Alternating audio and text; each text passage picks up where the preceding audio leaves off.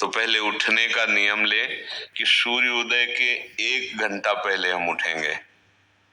देखो हमारी प्रार्थना मानना, सूर्य उदय के 1 घंटा पहले। हम ये नहीं कहते कि जैसे हम लोग उठते हैं वैसे नहीं। आप बच्चे हो तो इस समय सूर्य उदय कई बजे होता है? लगभग 6 बजे, 6:30।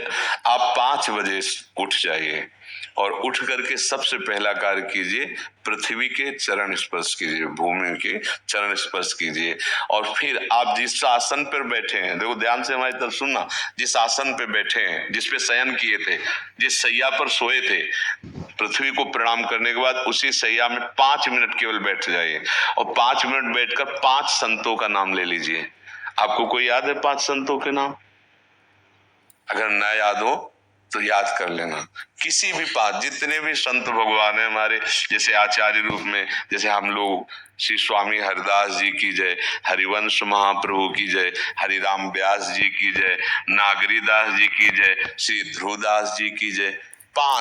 पांच संतों के नाम याद कर लीजिए। वो 5 संतों के नाम, ये जीवन आपका देखना कैसा उन्नतिशील होगा। हरि को निज यस्ते अधिक भक्तन यश पर प्यार ताते, ये भगवान नाम से भी बढ़कर प्रभावशाली भगवान के जो भक्तों के नाम। इसके बाद नीचे उतरिए और पहले जो अपने माता पिता, अगर वो शयन कर रहे हैं तो कोई बात नहीं है, अगर वो शयन नहीं कर रहे हैं तो पहले जाकर माथा रखकर उनको प्रणाम कीजिए, उनके चरण। अगर हमारी बात मानोगे तो देख लेना तुम्हारा जीवन कैसा बनेगा। इसके बाद आधा लीटर या 1.25 लीटर जितना आप जल पी सकते हैं, उस जल को आप हल्का सा गर्म करवाइए अपने माता पिता से, जो भी आपकी सेवा में हो, या अगर आप स्वयं कर सकते हो तो स्वयं हल्का सा। अगर 500 ग्राम पी जाए तो और अच्छी बात है, और इससे ज्यादा पी जाए तो अच्छी बात है। वज्रासन में बैठना आता है? वज्रासन जानते हो आप लोग?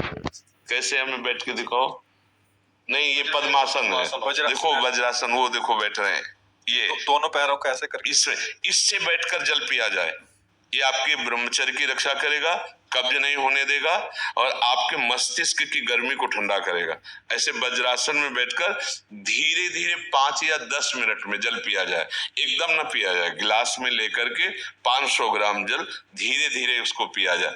फिर इसके बाद आपको 100-200 कदम टहलना है। फिर इसके बाद आप शौच जाइए। शौच, अगर आपका पेट साफ हो जाता है, अगर नहीं साफ होता है, कोई ऐसी परेशानी लगती है, तो 1 चम्मच ईसबगोल की भूसी और छोटी हर का आधा चम्मच अगर रात्रि में दूध से या पानी से ले ले तो वो बार बार शौच नहीं लगाएगा, पर आपकी आंतें साफ हो जाएंगी। शौच जाने के बाद स्नान करें और फिर तुरंत, अगर आपको व्यायाम आता है तो करे, नहीं तो सीधा सरल बात होती है, 20 बार बैठ जाए बैठक और 10 बार लेटने वाली दंड। और इसके बाद जो अनुलोम विलोम, जो इससे खींचे इसे छोड़ दे, इससे खींचे इसे छोड़ दे, इसके बाद दोनों हाथ ऐसे करके 7 बार ऐसे करे, सीधा खींचे और सीधा छोड़ दे। इतना ही तुम्हारे लिए प्राणायाम की आवश्यकता है। अब अपनी दिनचर्या में लग जा। जो पढ़ाई का कार्य दिया गया है, आगे तुम्हें और भजन की बात हम नहीं कह रहे, जो पढ़ाई का कार्य दिया गया है वो भगवान की ही पूजा है।